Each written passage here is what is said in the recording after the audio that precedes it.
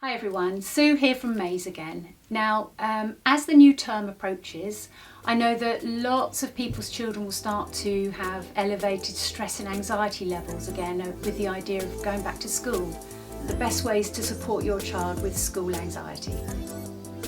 So this is a topic that's very close to my own heart because those of you who've seen me at Maze and heard me talking will know that I had this experience with my own daughter Emily, who's joined me for the video today.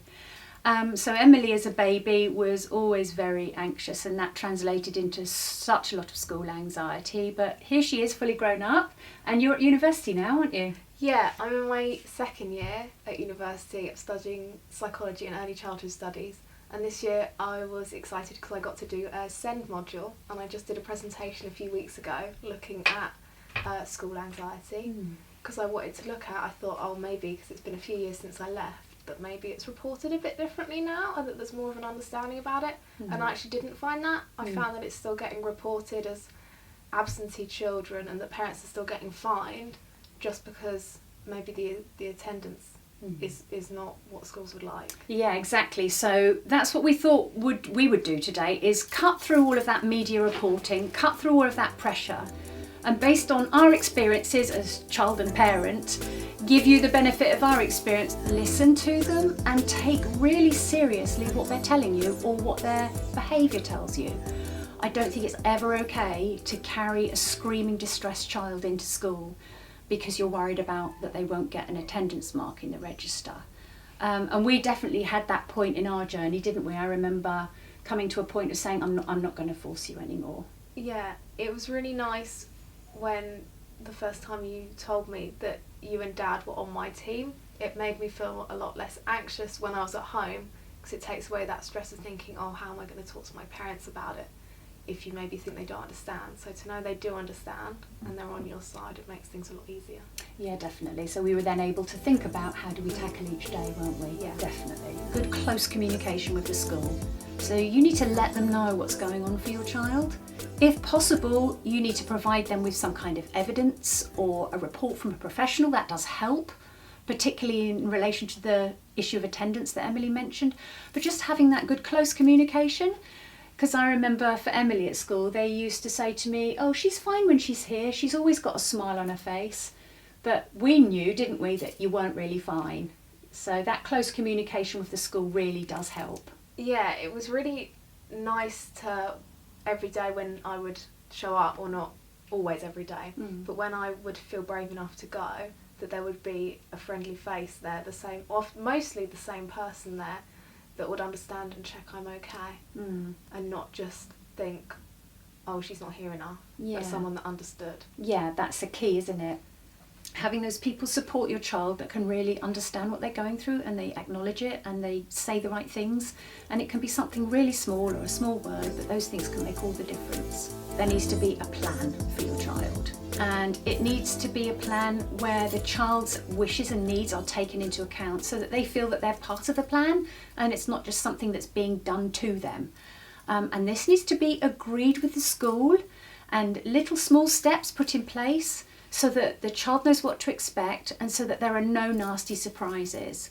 And we did try to do this quite often, didn't we? Make a plan so you would go in for little bits of time or particular lessons and the staff would know.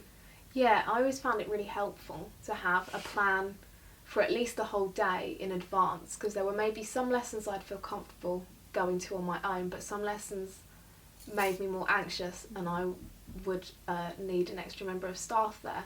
So it's always good to know that they would be there and turn up, because there definitely were occasions before where they didn't, and that definitely made me a lot more anxious and not wanting to go back to those lessons at all. Yeah, those are really hard times, aren't they, when something's been promised and then it's not delivered.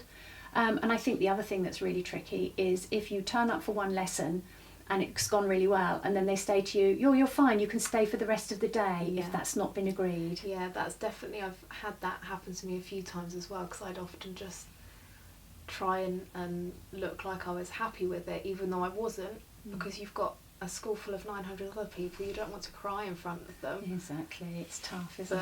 But it makes you feel just more and more anxious the whole day if you're almost forced to stay there when you don't actually want to. That's true, and so many of our kids do that. Masking is a really common feature of children, particularly on the autism spectrum. But you know, for all children who are anxious about school, they'll be making out that they're doing okay, but underneath the surface it's really tough. So no nasty surprises, a plan that's agreed with the child and a plan that's actually stuck to. Together at home, developing strategies for coping with situations that they might be worrying about, or scripts about what to say in certain difficult situations. I know we did that a lot, didn't we? Having strategies about how do you cope, but also scripts about what to say, and I think that you found that helpful, didn't you? Yeah, definitely, because pretty much all of the other students, when I would go to school, because I wasn't there all the time, would want to know why. And they'd just keep asking, and if I didn't say anything, they'd just carry on asking, so I had to come up with something to tell them to just get them to leave me alone. Yeah, something like, I'm too smart for school. Yeah. But sometimes it can be really helpful to have practiced those things at home in advance. So it's a bit like you rehearse them over and over and over again, so they're second nature, so that when you're put on the spot and asked a question you feel really uncomfortable about, you've already got something practiced and rehearsed that you know how to say. Plan small steps that feel achievable for your child. Small steps, and then build them up over time at the pace that your child is able to go at. And we definitely did that for you, didn't we? We just had a little plan and then we improved and increased over time. Yeah, it was definitely a really helpful step to just start with, maybe not even necessarily one lesson, maybe just break time or lunchtime, and build up to more and more over time, if that's something I felt I was able to do. But a strategy we had was starting off with almost listing the best lessons to the worst lessons, and starting with the best. Yeah. So that was really, it felt like a big achievement when you get to doing a whole full day. And I remember that the first lesson that you said you would start to try to go to was English, because you were doing a project about dogs, weren't you? Yeah. Yeah, and that was a real incentive for you, wasn't it? So that definitely. worked out perfectly, didn't it? Yeah. So there were some of the main strategies that worked for us over the years, but honestly I would say don't expect it to fix your child, because living with school anxiety is just something you learn to live with. But Leia here was a big part of our story and a big part of what helped you, wasn't she? Yeah. Often if I was feeling really, really anxious, you would just say to me to imagine I was sitting at home stroking Leia, and sometimes if I had a really challenging day at school, I would just come home and sit with her. Yeah. So she definitely helped me a lot. Yeah. She's still here. She's like the rock of the family, Yeah. isn't she? She's our safe-containing animal. Yeah. Yeah. All right. Well, I hope that's helpful anyway. And whatever the new term brings, stay calm, listen to your child, and think about some of the strategies that we've outlined today. And hopefully they'll help you as much as they helped us.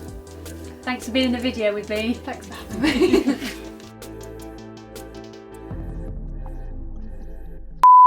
Right. Sit down. Good girl. Okay.